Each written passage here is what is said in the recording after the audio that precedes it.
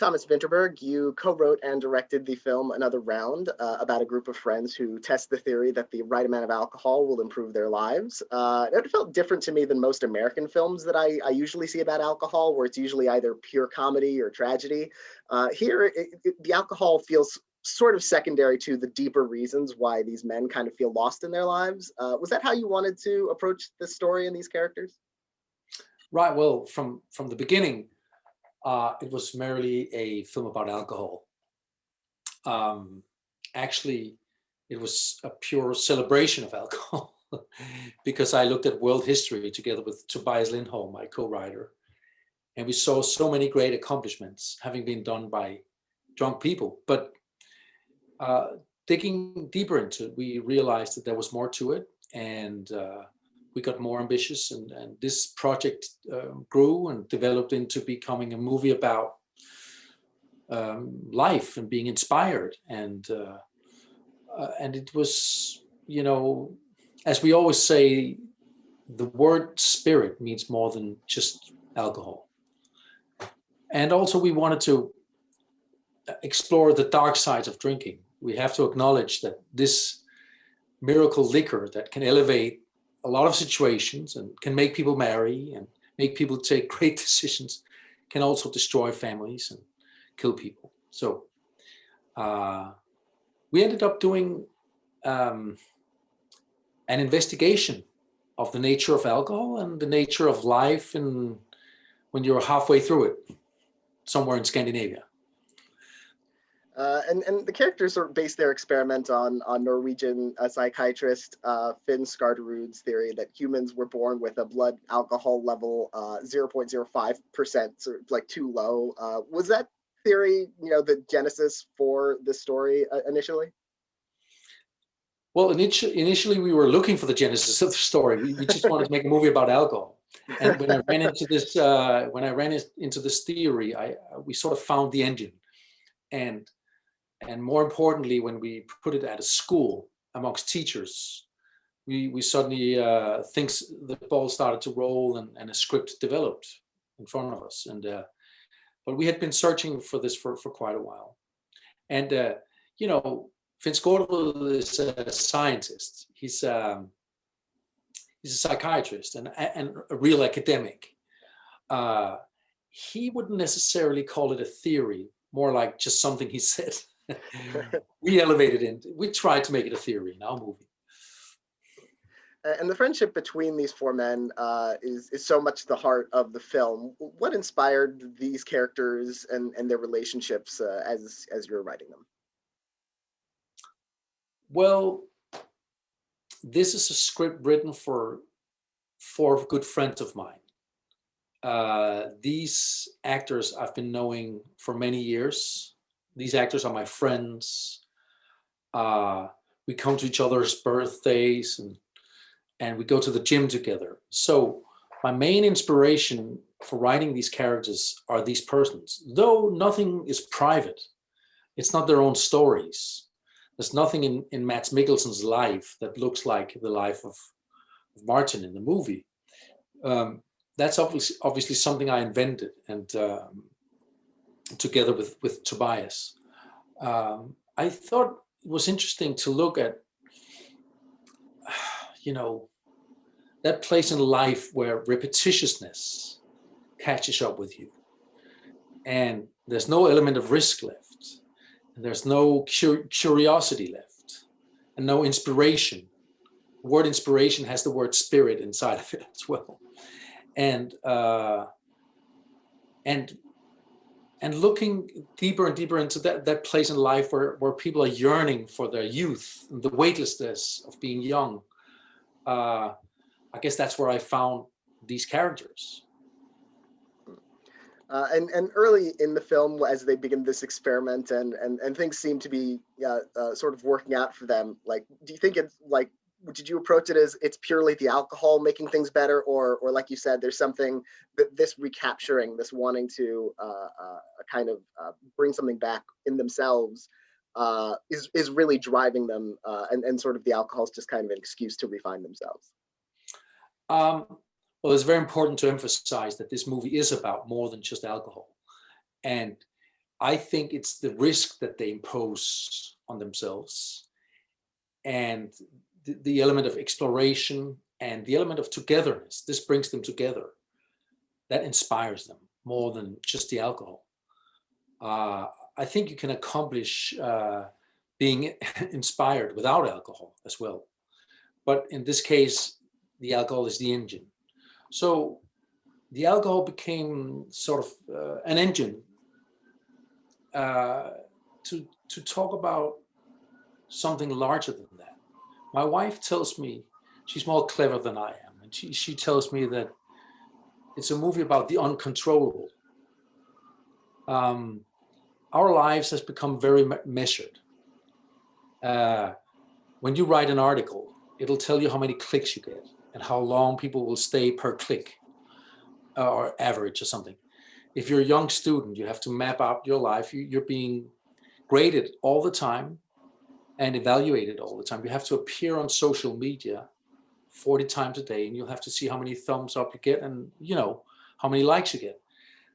There's a constant measuring of what we do, and there's not much room for the uncontrollable, the inspired moment where you don't decide what to do. Then I asked my wife, what is the uncontrollable? And her favorite example is falling in love. It's not something you can buy on the internet. It's not something you can find you can find it in the gym, but you can't work out until it's not something you can plan for. It's something that happens to you, that you have to be open for. And it's beyond your control, first and foremost. Such as getting an idea is beyond your control. It's something you get. It's not something you buy. And this movie is a battle for this tiny corner of our lives, which is represented by being uncontrollable. Does that make sense? Yeah, absolutely. And working as you mentioned with Mads Mikkelsen again, after directing him in The Hunt, we usually see him in a very dramatic, dark context. A lot of roles that we tend to see him in, and here we get to see at times a lighter side, this warmer side. What was it like, like working with him in this film as opposed to working with him before? Well, you have a different vision of Mads Mikkelsen out there than I have back here. This is the Mads Mikkelsen, well, not the characters not, but this is what I know he can do from all the Danish movies he's done. He's got a huge vulnerability and a huge comics side that hasn't been explored that much in his international work. For me, it was like working with one of my best friends and one of the best actors in the world. It couldn't be better. He's such an extremely well-trained, humble, intelligent, humorous, and hardworking actor. And you got to realize in this movie how much I challenge him. He had to protect and play a very nuanced emotional journey, which is very pure and open.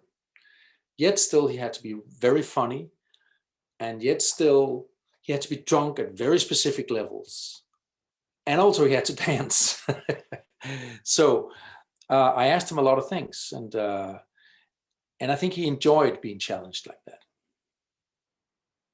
And as you mentioned, playing drunk at very specific levels is something that, when a lot of actors play drunk on screen, a lot of times we see it come off as very exaggerated, but here they're really dialing it in as these characters progress throughout the film.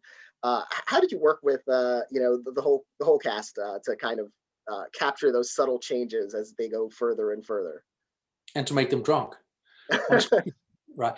Well, we did some alcohol rehearsals, like a booze boot camp or whatever you want to call it, before the shoot, to figure out the specific behavior of these specific actors on these specific levels of intake. and we filmed it and we had fun with it. But it was also a lot of hard work because it's really difficult to play drunk and do it convincingly. And we watched a lot of videos from the internet with drunk people to see how they fall and how they stagger around, and